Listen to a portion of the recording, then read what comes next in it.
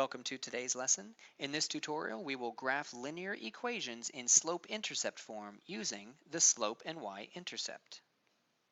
So let's remind ourselves what slope-intercept form is. For a linear equation, that is y equals mx plus b. Notice that we are solved for y, where m is our slope, and that is the number that's multiplied right here in front of our x, and b is the y-intercept, where we cross the y-axis, and that is the number that's added or subtracted to our x term. Slope is our rate of change for our lines. We like to use the letter m for slope. It is the change in y divided by the change in x. Here is our slope formula. We will investigate that a little bit later.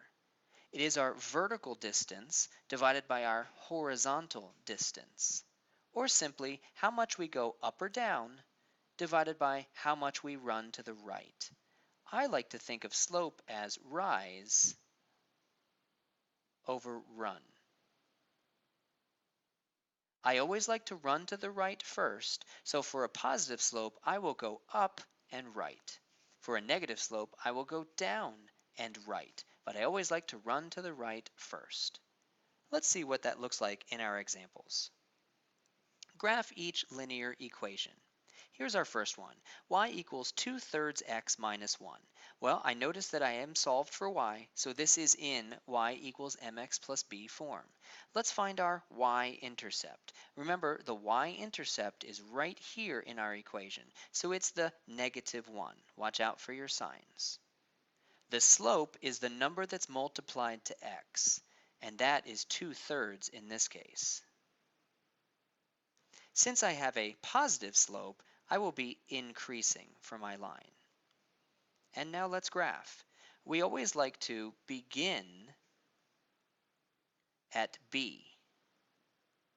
I like to think of b as our beginning. So -1 is our y-intercept. I'm going to put a dot right on the y-axis at -1. That is a dot that's on my line.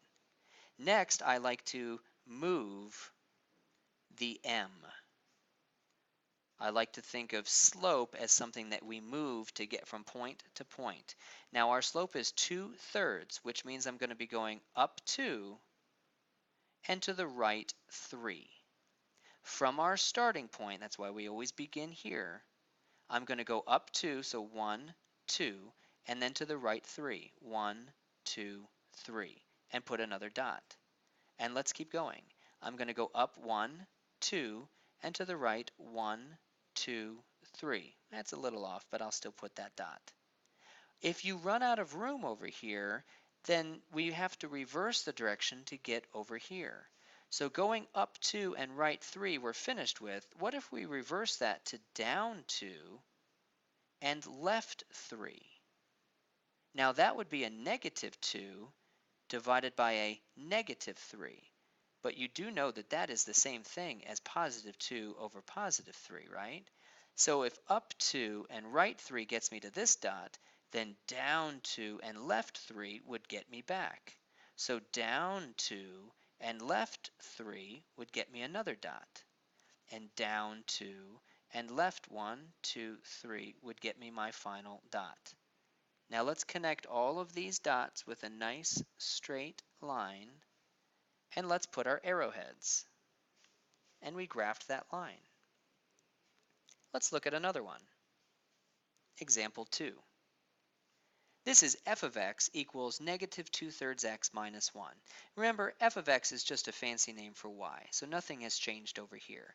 I still want to begin with b, so let's find our b value, and that is -1.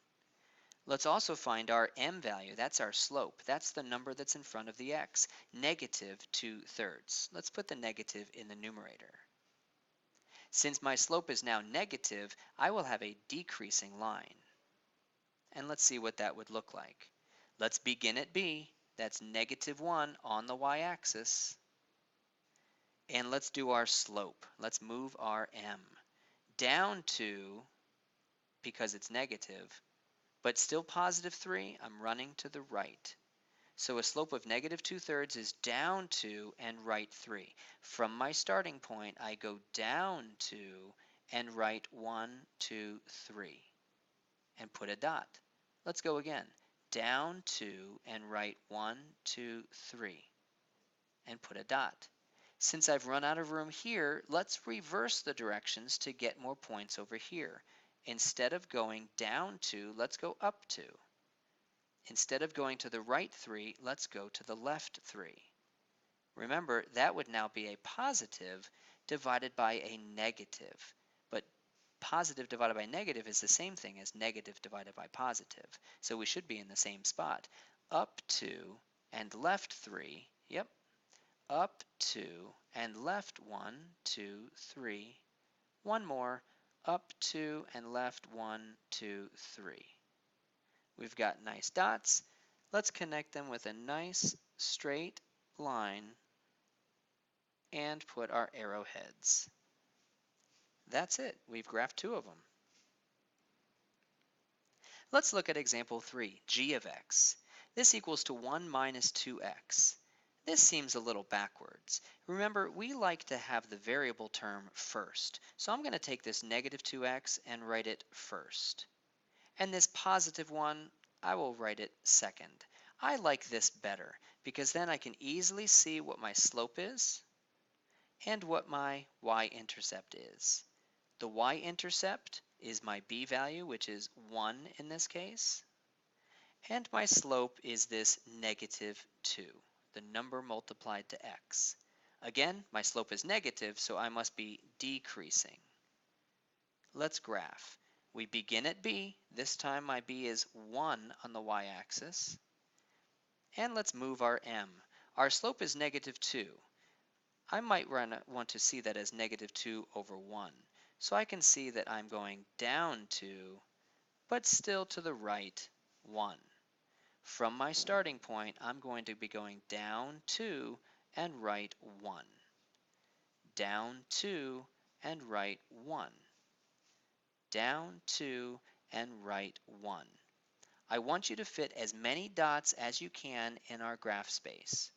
And since I have more space over here, it looks like I'm going to need to reverse the direction. Instead of going down 2, let's go up 2. Instead of going to the right 1, let's go to the left 1. So up 2 and left 1 would be positive divided by negative, which is the same thing as my negative 2. So up 2 and left 1 from my starting point. Up 2 and left 1. Yep. Up 2 and left 1. Yes. I have all of these dots. Let's connect them with a nice straight line. All right, that's 3 of them. Let's look at examples 4 and 5 because these are sort of some special cases.